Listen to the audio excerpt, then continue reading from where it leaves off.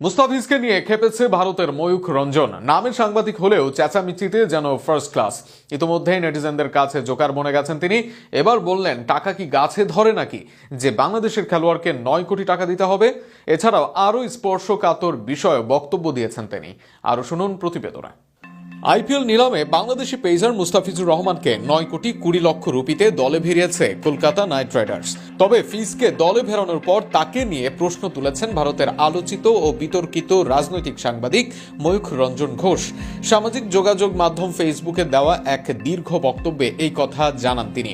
ময়ূখ রঞ্জনের হিসেব অনুযায়ী ভারতীয় মুদ্রায় 9 কোটি 20 লক্ষ রুপি বাংলাদেশি টাকায় প্রায় 12.5 কোটি টাকার সমান। তার বক্তব্য, আইপিএল এর মতো একটি টুর্নামেন্টে এই বিপুল অঙ্কের অর্থ বাংলাদেশে পাঠানো হচ্ছে এমন এক সময় যখন বাংলাদেশে ভারতের বিরুদ্ধে জনমত ও বক্তব্য ক্রমান্বয়ে তীব্র হচ্ছে।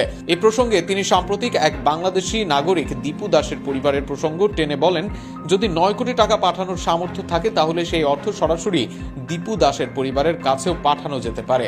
মুস্তাফিজুর রহমানের ব্যক্তিগত অবস্থান নিয়েও প্রশ্ন তুলেছেন ময়ূখ রঞ্জন।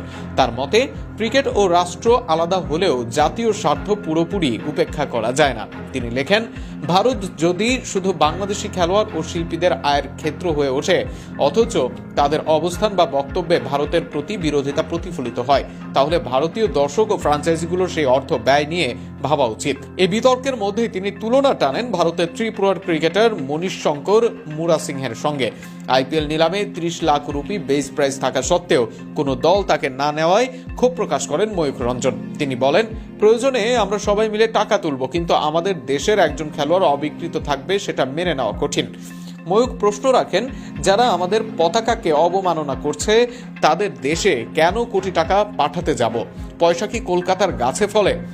আইপিএল নিলাম ঘিরে এমন বক্তব্য নতুন নয়, তবে মুস্তাফিজুর রহমানের মতো আন্তর্জাতিকভাবে পরিচিত একজন ক্রিকেটারকে ঘিরে এই মন্তব্য সামাজিক যোগাযোগ মাধ্যমে নতুন করে বিতর্ক তৈরি করেছে। বিষয়টি নিয়ে এখনো আইপিএল ফ্র্যাঞ্চাইজি বা মুস্তাফিজুর রহমানের পক্ষ থেকে কোনো আনুষ্ঠানিক প্রতিক্রিয়া পাওয়া যায়নি। অবশ্য নেটিজেনরা ময়ূখকে জোকারের সাথে তুলনা করছেন।